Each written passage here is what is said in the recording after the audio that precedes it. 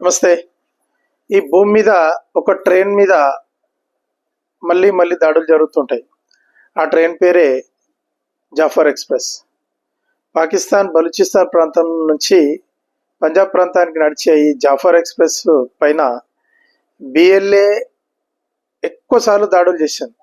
బహుశా ప్రపంచంలో ఒక ట్రైన్ మీద ఎన్ని దాడులు, ఒక ట్రైన్‌ను కిడ్నాప్ చేయడాలు, ట్రైన్ కిడ్నాప్ అనేది కూడా ప్రపంచానికి తెలిసింది ఈ జాఫర్ ఎక్స్‌ప్రెస్ ద్వారానే. అటువంటి జాఫర్ ఎక్స్‌ప్రెస్ మీద నిన్న మళ్ళీ దాడి జరిగింది. అయితే ఇప్పటివరకు పాకిస్తాన్ మీడియాలో మాత్రం ఈ దాడిలో ఎవరు చనిపోలేదు.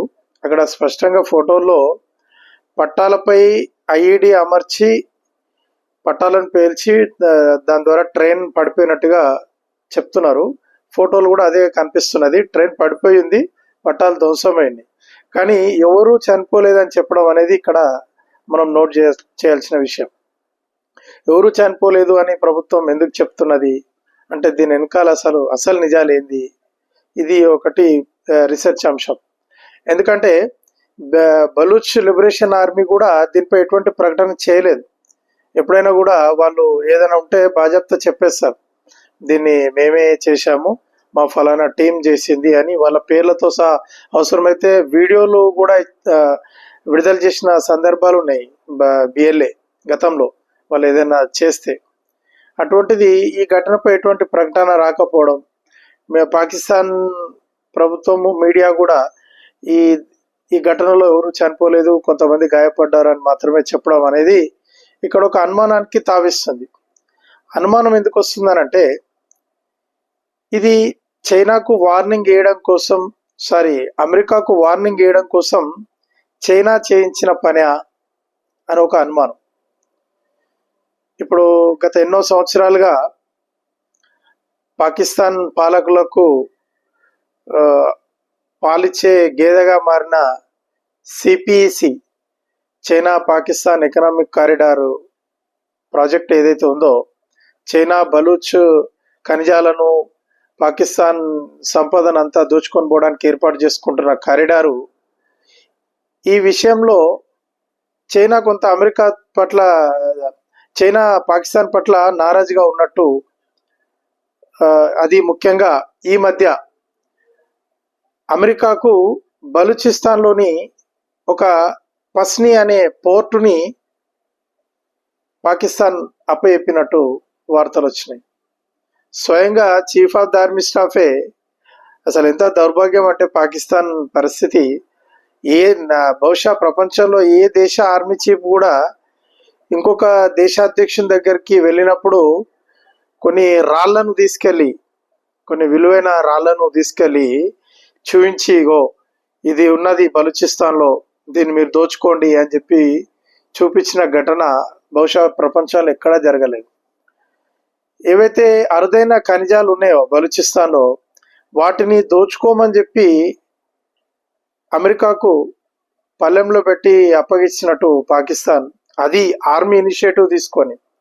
చూడండి, ఏ దేశంలో అయినా ప్రభుత్వాలకు ఆర్మీ ఉంటుంది, కానీ ఆర్మీకి ఒక ప్రభుత్వం ఉన్నది అనేది అందరికీ తెలిసిన విషయమే.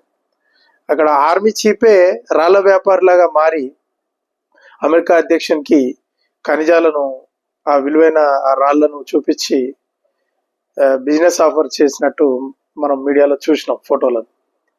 దానికి అనుగుణంగానే పస్ని పోర్టుని అమెరికాకు అప్పగిస్తుంది.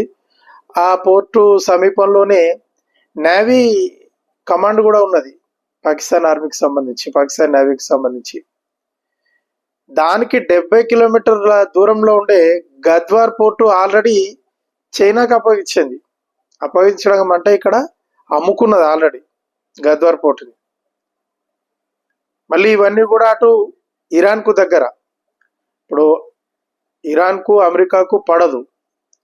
అటువంటి సందర్భంలో పాకిస్తాన్ అమెరికాకు ఒక పోర్టును అప్పగించడం, ఆల్రెడీ తను చైనాకు అప్పగించిన గద్వార్ పోర్టుకి ఇది 70 కిలోమీటర్ల దూరంలో ఉండడం, అసలు ఈ పాకిస్తాన్ ఏం ఎంటర్టైన్మెంట్ చేస్తున్నది, ప్రపంచం అంతా నివ్వెరపోయి చూస్తున్నది. కొన్ని డాలర్ల కోసం పాకిస్తాన్ పాలకులు, ముఖ్యంగా మిలిటరీ అధికారులు మొత్తం దేశాన్ని పెంట చేస్తున్నారు. రేపటి రోజు ఇదే రెండు పోర్టుల మధ్య వీళ్ళకు అమెరికా చైనాకు మధ్య సంబంధాలు అంతంత మాత్రంగానే ఉన్నాయి. ఇప్పుడు పాకిస్తాను వీళ్ళిద్దరికీ అప్పచెప్పిన పోర్టుల మధ్య డిస్టెన్స్ కేవలం 70 కిలోమీటర్లు మాత్రమే. కాబట్టి నిన్నటి రోజు జాఫర్ ఎక్స్ప్రెస్ పై జరిగిన దాడిలో ఎన్నో అనుమానాలు వస్తున్నాయి. దీని వెనకాల చైనా హస్తం ఉన్నదా, అమెరికాకు ఒక వార్నింగ్ లాగా మీరు ఇక్కడ యాక్టివిటీస్ చేయాలి అని అంటే ఇక్కడ ప్రమాదాలు ఉన్నాయి అని చెప్పి ఒక సిగ్నల్ ఇచ్చే విధంగా రేపటి రోజు అసలు అమెరికా చైనాలకు పాకిస్తాన్ ప్రత్యక్ష యుద్ధ మైదానం అయ్యే పరిస్థితులు వస్తాయా అని కూడా మనం చెప్పలేం. రాబోయే రోజుల్లో ఈ పాకిస్తాన్ పాలకులు పాకిస్తాన్ ఏం చేస్తారో వేచి చూడాలి. నా ఈ వీడియో మీకు నచ్చినట్లయితే లైక్ చేయండి, షేర్ చేయండి, నా ఛానల్ సబ్స్క్రైబ్ చేసుకోండి. జై హింద్.